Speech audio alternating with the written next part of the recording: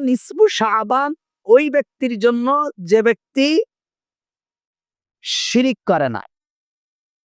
নিসফু শাবান ক্ষমা কাদের জন্য? যারা শিরিকের সাথে সম্পৃক্ত নয়, যারা শিরিক করে না। নিসফু শাবান ওই ব্যক্তির জন্য যে ব্যক্তি কোনো মাজারে সিজদা দেয় না। নিসফু শাবান ওই ব্যক্তির জন্য যে ব্যক্তি আল্লাহ সুবহানাহু ওয়া তাআলা ছাড়া আর কারো প্রতি তাওয়াক্কুল করেন না। নিসফু শাবানের ক্ষমা ওই ব্যক্তির জন্য যেই ব্যক্তি আল্লাহ তাআলা ছাড়া তার গুনাহকেও মাফ করতে পারে এটা বিশ্বাস করেন না। নিসফু শাবান ওই ব্যক্তির জন্য যে ব্যক্তি মনে করেন যে আল্লাহ সুবহানাহু ওয়া তাআলা ছাড়া কেউ রিজিক দিতে পারেন না। নিসফু শাবানের ক্ষমা ওই ব্যক্তির জন্য যে ব্যক্তি মনে করেন যে আল্লাহ তাআলা ছাড়া আর কেউ আমাকে সন্তান দিতে পারেন না। নিসফু শাবানের ক্ষমা ওই ব্যক্তির জন্য যে ব্যক্তি মনে করেন যে আমার জীবনের সকল ভালো মন্দ একমাত্র আল্লাহই করতে পারেন, আল্লাহ ছাড়া আর কেউ করতে পারেন না। নিসফু শাবান ওই ব্যক্তির জন্য যে ব্যক্তি মনে করেন আমার হেদায়েত দেওয়ার মালিক আল্লাহ, আল্লাহ ছাড়া আমাকে কেউ হেদায়েত সঠিক রাস্তা দেখাতে পারেন না। নিসফু শাবানের ক্ষমা ওই ব্যক্তির জন্য যে ব্যক্তি প্রত্যেকটি ব্যাপারে একমাত্র আল্লাহ সুবহানাহু ওয়া তাআলার মুখাপেক্ষী হবেন, আল্লাহ ছাড়া আর কারো মুখাপেক্ষী যে ব্যক্তি না, মুখাপেক্ষী অন্য কারো মুখাপেক্ষী সে ব্যক্তির জন্য নিসফু শাবানের ক্ষমা নয়।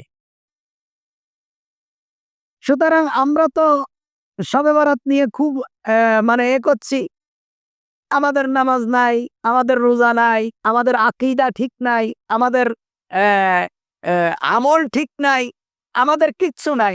আমরা ওই একদিন বসে আছি যে আল্লাহ তাআলা আমাদেরকে ক্ষমা করে দিলেন।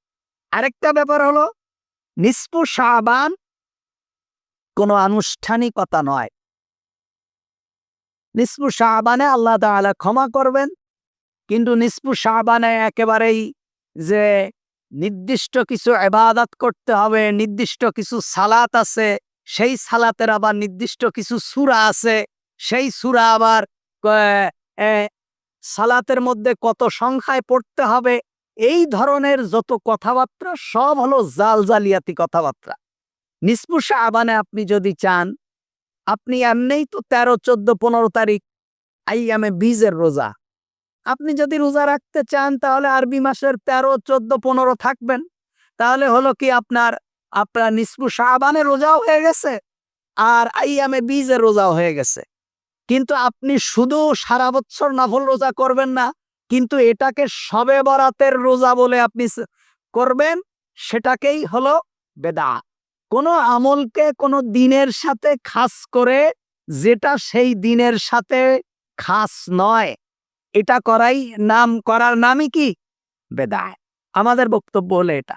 আপনি যদি চান যে আপনার বাবা মায়ের কবর জিয়ারত করবেন, আনুষ্ঠানিকতা না, মসজিদের হুজুরকে নেবেন, মুয়াজ্জিনকে নেবেন, 10 জন ছাত্রকে নেবেন, নিয়ে একেবারে কবরের পাশে দাঁড়িয়ে সূরা ফাতিহা, সূরা ইখলাস, সূরা নাস, সূরা ফালাক, সূরা ইয়াসিন এগুলো পড়ে আপনি একদম মুনাজাত করবেন, এরপরে বাড়িতে যাবেন, ইয়া নবী সালাম আলাইকা মিলাদ পড়বেন, এমন কোনো আনুষ্ঠানিকতা নয়।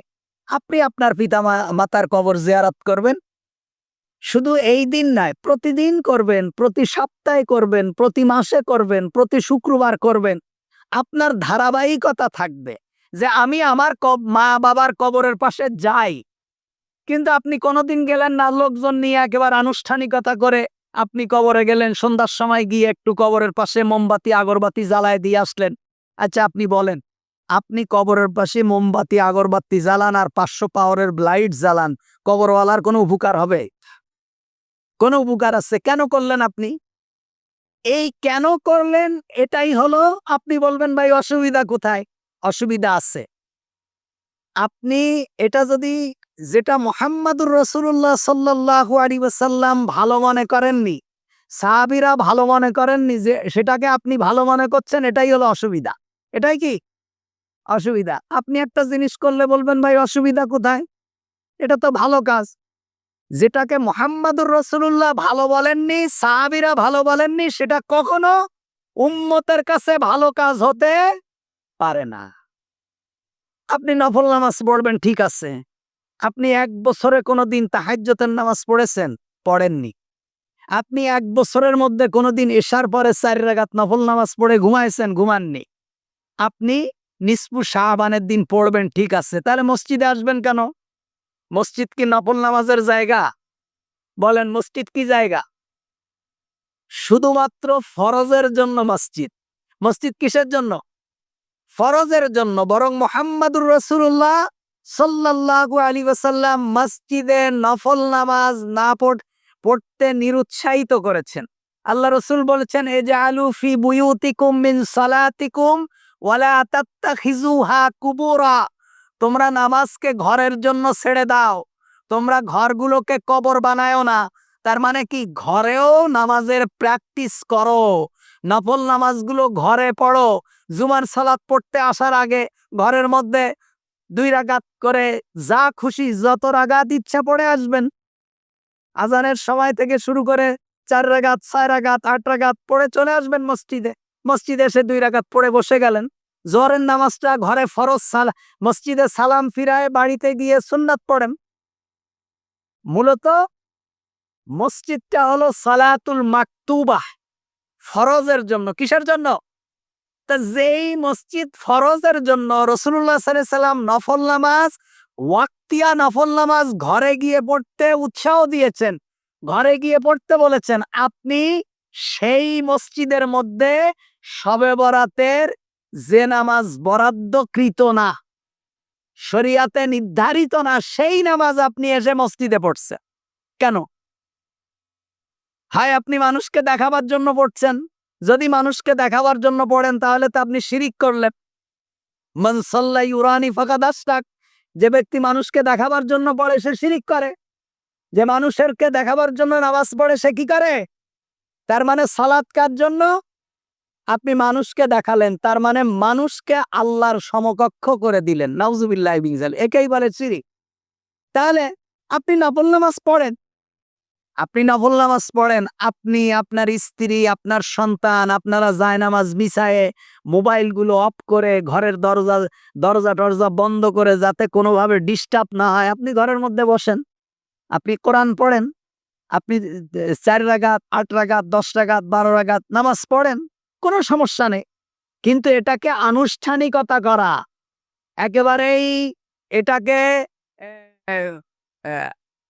মাহফিলের রূপ দেওয়া, আঞ্জাম দেওয়া, ঘরে কবরের মধ্যে মোমবাতি জ্বালানো, মানুষদের ডেকে মিলাদ পড়ানো, মহিলাদেরকে কষ্ট দিয়ে হালুয়া রুটি বানানো, মেহমান দাওয়াত দেওয়া, কি ভাই, এটা যদি ইবাদতের দিন হয়, তা আপনার জন্য যেমন ইবাদত, আপনার জামাইয়ের জন্য ইবাদত, আপনার শ্বশুর শাশুড়ির জন্য ইবাদত, কিন্তু আপনি এই ইবাদতের দিনে আপনার মেয়ে জামাইরে দাওয়াত দেন, শ্বশুর শাশুড়ির দাওয়াত দেন, দিয়ে ঘরের মহিলাদেরকে ব্যস্ত রেখে আপনারা জান্নাত খোঁজেন। এটা কি কোনো ইনসাফ হলো? আপনারা বেহেশত যাবেন, আপনাদের বিবিরা কি বেহেশত যাবে না? না, যাবে না। আপনাদের মনে হয় বেহেশত কিয়ামতের দিন আমরা একা যাব। আমাদের দেশে বহু মানুষ আছে যারা কোটি কোটি টাকার মালিক। এই সারা বছর 30 বছর, 40 বছর, 50 বছর একসাথে ঘর করে, 2 জনের প্রচেষ্টায় অর্থবিত্ত হয়, বুড়া বয়সে এই মুরব্বি যায় হজে, আর এই বুড়িটারে বাড়ির মধ্যে রেখে যায়। তার মানে কি, বুড়ি জান্নাতে গেলে তোমার মতো বুড়ি আমার দরকার নেই, হুজুরদের কাছে শুনছি 72টা হুর দেবে, আমি ওইগুলো নিয়েই থাকবো, তোমার আর হজে যাওয়ার দরকার নেই, এমনটা নাকি? তা আমাদের দেশের পুরুষরা জান্নাত খোঁজে, মহিলাদেরকে জান্নাতের দরকার নেই। প্রত্যেকটা ভালো দিবসে মহিলাদেরকে বিজি রেখে দেয়, মহিলাদেরকে ব্যস্ত রেখে দেয়, মহিলাদের যাতে কোনো প্রকার ওদের ইবাদতের দরকার নেই, ওরা এ করুক। হ্যাঁ, এইটা যদি এত গুরুত্বপূর্ণ ইবাদত হয়, আপনি করলেন, আপনার বাড়ির লোক রুটি বানাবে কেন? আপনার তো উচিত বলা যে এইটা ইবাদতের দিন, তার আগের দিন বলবা যে ভাত এত পরিমাণ রান্না যেন আমরা পানি ভাত খেতে পারি 3 দিন। এই 3 দিন আর কোনো রান্না বান্না হবে না, শুধু ইবাদতই করব। এমনটা হওয়ার কথা ছিল। এজন্য ভাইরা আমার, আল্লাহ তাআলা এই দিন সকলকে ক্ষমা করে দেবেন, সকল ঈমানদারদেরকে ক্ষমা করে দেবেন। আল্লাহ তাআলার পক্ষ থেকে এটা পুরস্কার, যদি সে ব্যক্তি শিরকের সাথে লিপ্ত না থাকে এবং হিংসা বিদ্বেষ যদি সে ব্যক্তি পোষণ না করে। কারণ আল্লাহ তাআলা বলছেন, ইন্নাহু মাইয়ুশরিক বিল্লাহ ফাকাদ হাররামাল্লাহু আলাইহিল জান্নাহ যে ব্যক্তি আল্লাহ তাআলার সাথে শিরিক করবে আল্লাহ তাআলা তার উপর জান্নাতকে হারাম করে দেবেন। লাইন আশরাকতা লা ইয়াহবাতান্না আমালুকা, যে ব্যক্তি শিরিক করবে তার জীবনের সকল ভালো আমলগুলোকে আল্লাহ তাআলা নষ্ট করে দেবেন, ধ্বংস করে দেবেন। কবিরা গুনাহ মূলত ৩ প্রকার। কবিরা গুনাহ ৩ প্রকার। একটা হলো শিরক করা। শিরক হলো এটা সবথেকে বড় কবিরা গুনাহ। আল্লাহর সমকক্ষ কাউকে দাঁড় করানো কোনো ব্যাপারে যে ব্যাপার আল্লাহ আমাদেরকে দেন, এই ব্যাপারে আল্লাহর সমকক্ষ কাউকে দাঁড় করানো কি শিরক। দেখেন, আমরা বলি না আল্লাহ তাআলা ছাড়া আর কারো কাছে চাওয়া যাবে না। আল্লাহ তাআলা ছাড়া কারো কাছে কি চাওয়া যাবে না? আল্লাহ তাআলা ছাড়া যেটা আর অন্য কেউ দিতে পারেন না, এইটা আল্লাহ তাআলা ছাড়া আর কারো কাছে চাওয়া যাবে না। সেদিন দেখি এক মাজারি মৌলবী, বাজারি মনে করেন না, মাজারি মানে যারা মাজার পুঁজি করে যারা দুনিয়ায় পেট চালায়, এই মাজারি মৌলবী বলছে যে আল্লাহ তাআলা ছাড়া কারো কাছে চাওয়া যাবে না। তোমরা বলো, আমরা খাজা বাবার কাছে চাই, চাওয়া যাবে না, গাউসুল আজমের কাছে চাই, চাওয়া যাবে না। তোমরা যে মাদ্রাসার ছাত্রদেরকে বাড়ি বাড়ি পাঠায় দিয়ে টাকা চাও, মাহফিলের টাকা চাও, তা আমরা তো খাজা বাবার কাছে চাই, তোমরা তো রাস্তার মানুষের কাছে চাও। তাহলে কি ওইটা শিরিক হবে না? বুঝছেন? টুপি মাথায় দেখ, এখনকার টুপিওয়ালারা কত বড় জাহেল, কত বড় মূর্খ। এক মাজারওয়ালার কাছে যে বললাম যে আপনি আমার গুনাহ মাফ করে দেন, এক মাজারের সামনে দাঁড়িয়ে বললাম আপনি আমার সন্তান দেন, এক মাজারের সামনে দাঁড়িয়ে বললাম আপনি আমার হায়াত বাড়ায় দেন, আপনি এক মাজারের সামনে দাঁড়িয়ে বললাম আমার অসুস্থতাকে দূর করে দেন, আর আমি আমার সভাপতির বাড়ি গিয়ে বললাম ভাই আমারে 50 টাকা দেন। দুটো সমান হলো? দুটো সমান হলো? আমি গিয়ে বললাম আমার এখানে, আমি একটা নতুন নিয়ম করেছি, নিয়মটা আপনাদের সবার সামনে একেবারে বলে দেই। সেটা হলো যে আমি কালকেও একজনরে বলছি আমাদের কাছে পানি পড়া নিতে আসে, কোনো সমস্যা নেই, 6 বছর পানি পড়ে দিছি ফ্রি। এখন থেকে যারা পানি পড়া নিতে আসবে তাদের বলে দিছি মসজিদে কিছু টাকা দিয়ে দেবেন। কি দেবেন? আমারে দেওয়ার দরকার নেই, কনে দেবেন? আমার কাছ থেকে পানি পড়া নেবেন, মসজিদে দেবেন। ডাক্তারের কাছে গেলে টাকা দেন, অমুক জায়গায় দেন, আমরা ফাও পানি পড়ে দেয়, অন্তত মসজিদে 10টা টাকা উন্নয়নের জন্য দেন। এটা কি খারাপ হয়েছে না ভালো হয়েছে? 6 বছর ফ্রি সার্ভিস দিছি, আর দেব না, এইবার মসজিদে। এবার কোন জায়গায়? মসজিদে।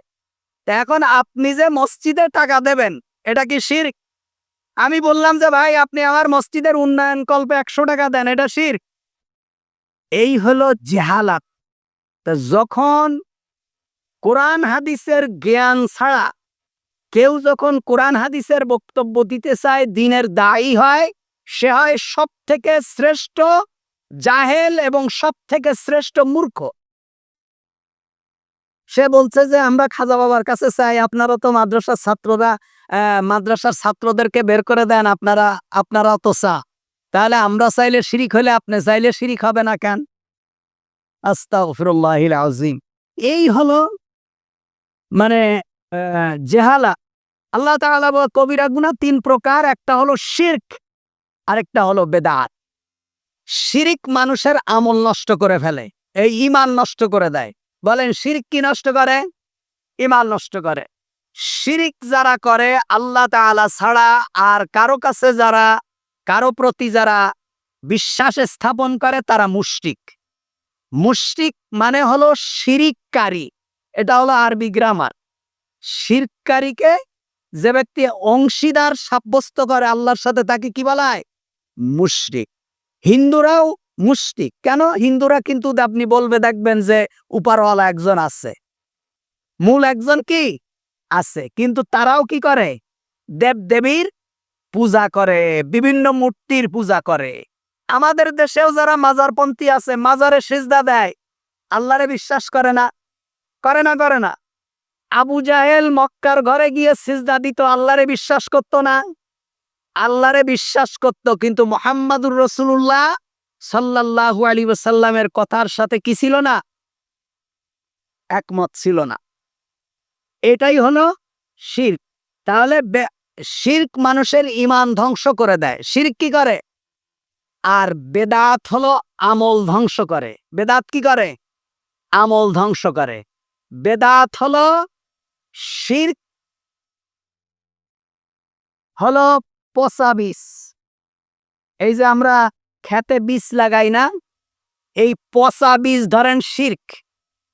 আর বীজটা ভালো, বীজটা ভালো, জমিতে বপন করার পরে খুব সুন্দর চারা হয়েছে, গাছ হয়েছে, কিন্তু এই বাগানের ভিতরে আগাছা আছে। এই আগাছাটা হলো বেদাত। আগাছাটা কি? বেদাত। অর্থাৎ বীজ ভালো কিন্তু গাছও ভালো, কিন্তু ফসলের জমিতে আগাছা থাকার কারণে ফসলটা কি হয়ে যায়? নষ্ট হয়ে যায়। তা শিরক মানুষের ঈমান ধ্বংস করে, বেদাত মানুষের আমল ধ্বংস করে দেয়। বেদাত মানুষের ফসলগুলোকে কি করে দেয়? ধ্বংস করে দেয়। তাহলে কবিরা গুনাহ হলো তিনটা। একটা হলো শিরক, একটা হলো বেদাত, আরেকটা হলো অন্যান্য। যার যত কবিরা গুনাহ আছে এই সমস্ত কবিরা গুনাহ। আমাদের সমস্যা হলো যে কোনটা ইবাদত, কোনটা শিরক, কোনটা সুন্নাহ এটা আমরা জানি না।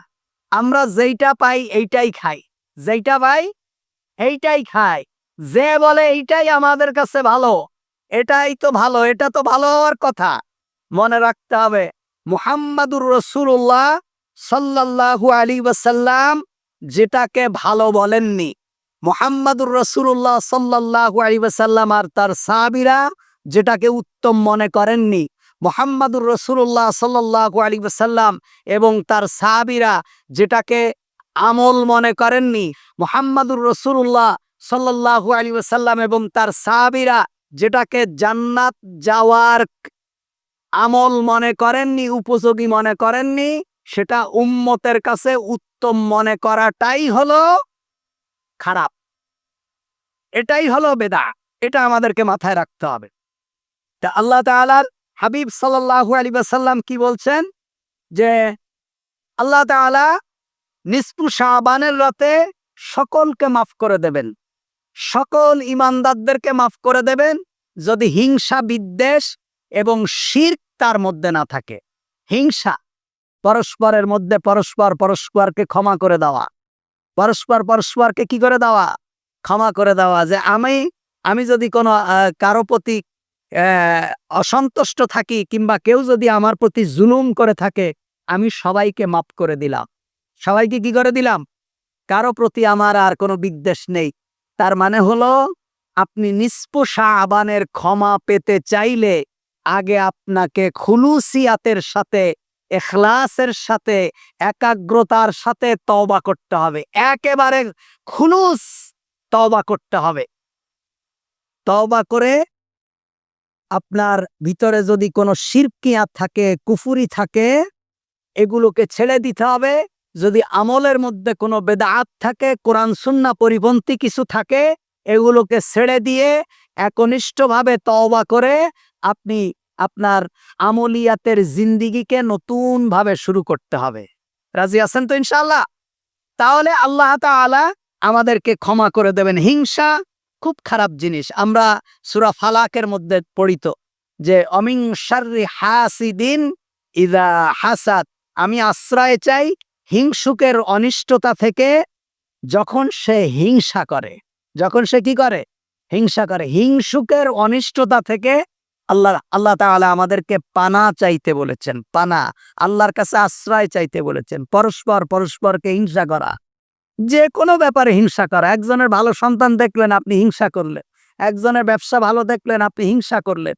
এই হিংসা করাটা খুব মহাপাপ, মারাত্মক অপরাধ। কারো ভালো দেখলে হিংসা করা। আল্লাহর হাবিব সাল্লাল্লাহু আলাইহি ওয়াসাল্লাম বলছেন, ক্বালা রাসূলুল্লাহ সাল্লাল্লাহু আলাইহি ওয়াসাল্লাম, ইয়াকুমাল হাসাদ ফাইন্নাল হাসাদা ইয়াকুলুল হাসানাত কামা তাকুলুন নারুল হাতাব। আল্লাহ রাসূল সাল্লাল্লাহু আলাইহি ওয়াসাল্লাম বলছেন, তোমরা হিংসা থেকে বেঁচে থাকো। কি থেকে? হিংসা থেকে বেঁচে থাকো। কারণ কি? বলছে হিংসা মানুষের ভালোগুলোকে এভাবে খেয়ে ফেলে যেমন আগুন লাকড়িগুলোকে খেয়ে ফেলে। আগুন কাঠকে খেয়ে কি করে দেয়? ছাই বানিয়ে ফেলে দেয়। একটা কাঠের টুকরাকে আগুন জ্বালিয়ে ছাই বানিয়ে দেয়, তদ্রূপ হিংসা মানুষের নেক আমলকে, ভালো কাজগুলাকে, সুন্দর কাজগুলোকে কি করে দেয়? জ্বালিয়ে ভস্মীভূত করে দেয়। এজন্য আল্লাহ রসুল বলছেন, তোমরা হিংসা থেকে বেঁচে থাকো। ইন্নাল্লাহা লা ইউহিব্বু মান কানা মুখতালান ফাকুরা। আল্লাহ তাআলা সূরা নিসার ভিতরে বলছে, নিশ্চয় আল্লাহ তাআলা পছন্দ করেন না দাম্ভিক এবং অহংকারীকে। যারা দুনিয়ায় দাম্ভিকতা করে, অহংকার করে, নিজেকেই একেবারে সর্বস্ব মনে করে, এই মানুষগুলোকে আল্লাহ সুবহানাহু ওয়া তাআলা পছন্দ করেন না। পৃথিবীতে কোনো দাম্ভিক মানুষ, পৃথিবীতে কোনো অহংকার মানুষ, অহংকারী মানুষ, এই মানুষগুলো পৃথিবীর শেষ কখনো ভালো হয় না। আল্লাহ তাআলা পছন্দ করেন না। একেবারে ফিরআউন থেকে শুরু করে পৃথিবীর যত রাজাদিরাজ যারাই ছিল, যারা অহংকার করেছে, বহু অর্থবিত্তের মালিক, যাদের বাড়ির সামনে দিয়ে জুতা পায়ে দিয়ে যাওয়া নিষেধ ছিল, যাদের সামনে চেয়ারে বসা নিষেধ ছিল, যাদের সামনে কথা বলাটা অপরাধ, যাদের বাড়ির দুয়ারে ফকির প্রবেশ করা নিষেধ, এমন বহু দাম্ভিক অহংকারী জমিদার, এমন তথাকথিত ধনী মানুষ আমাদের দেখা, যাদের পরবর্তী প্রজন্ম রাস্তায় রাস্তায় ভিক্ষা করে খায়। রাস্তায় রাস্তায় কি করে?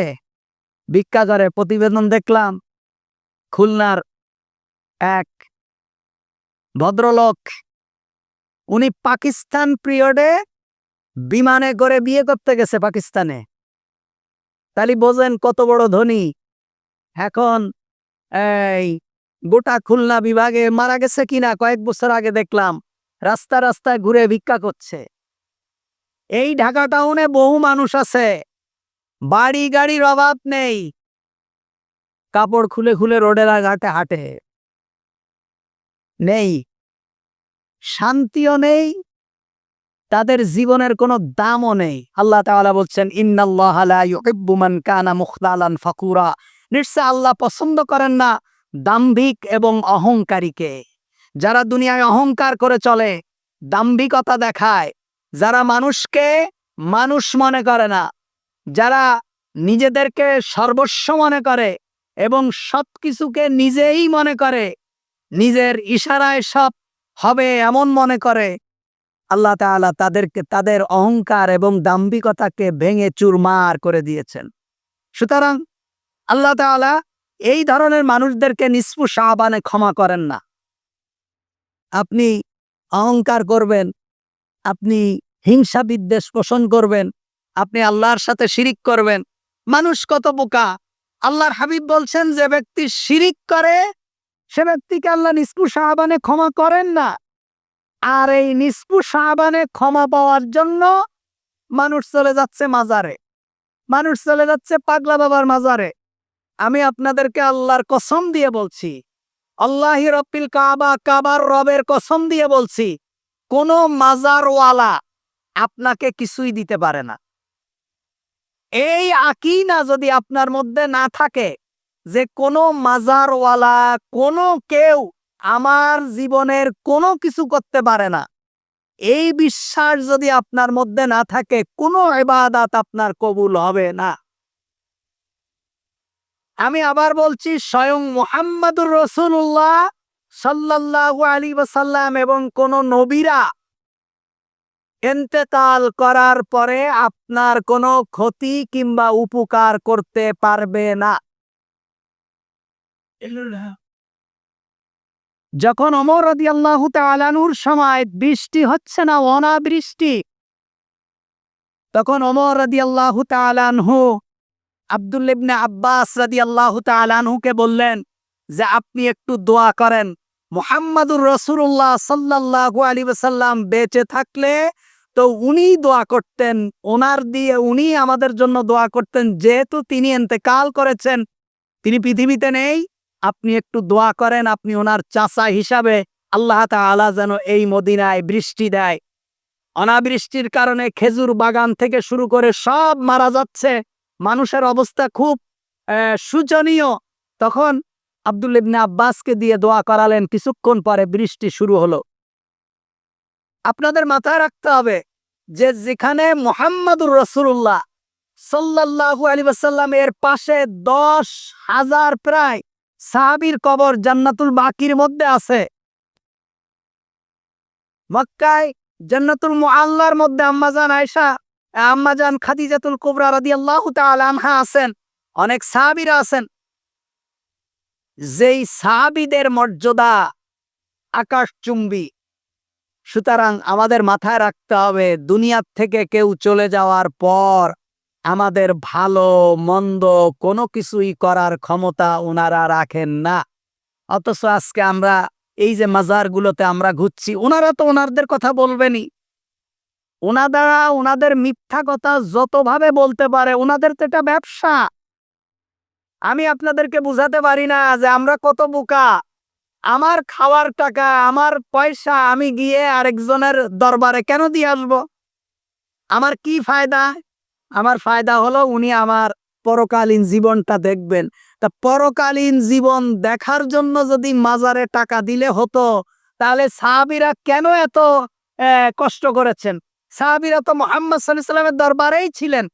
নাউজুবিল্লাহি মিন যালিক।